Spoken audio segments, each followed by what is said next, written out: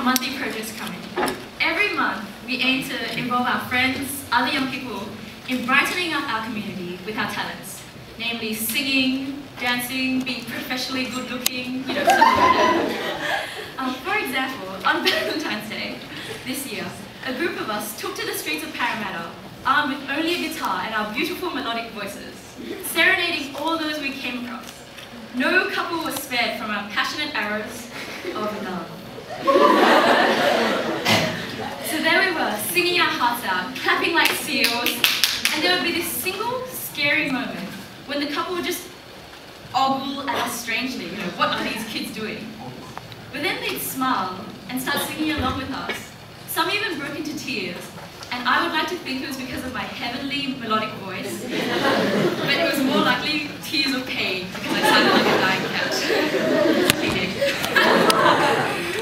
Another project that we did was called Operation Hey Mickey.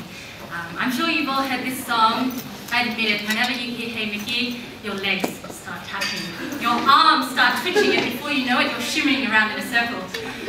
That is the song we chose to do a flash mob, and we went to the city to perform this to random strangers on the streets. So what we did was we sighted out a target, that hairy man by the wall,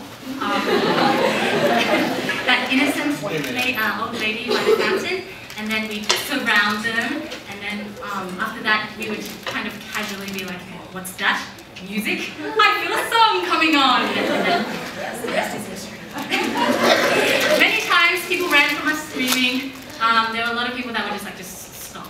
But you know, those aren't the things that me and Livy remember. The things that we remember were one delighted middle-aged couple that kind of burst out laughing when we started flailing around.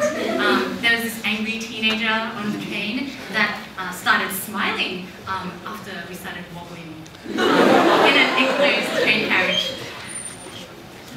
So that day we set out what we wanted to do, what we've always wanted to do with Happiness in the Bracket. Now, in James Roos, as charming, wonderful, and wise as our James Roos teachers are, they can't understand what it's like to be a young person in this school, in this world, in this generation.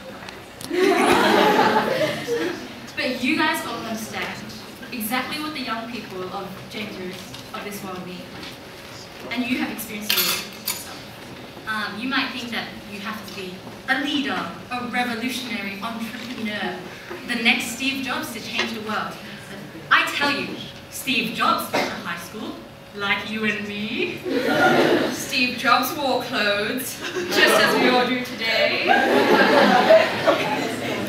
And Steve Jobs had eyes, just like you and...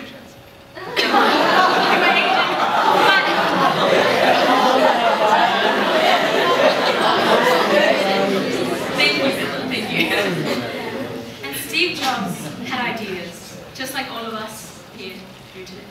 So what makes Steve Jobs so revered, so admired, someone that changed the world? Nothing. Nothing at all.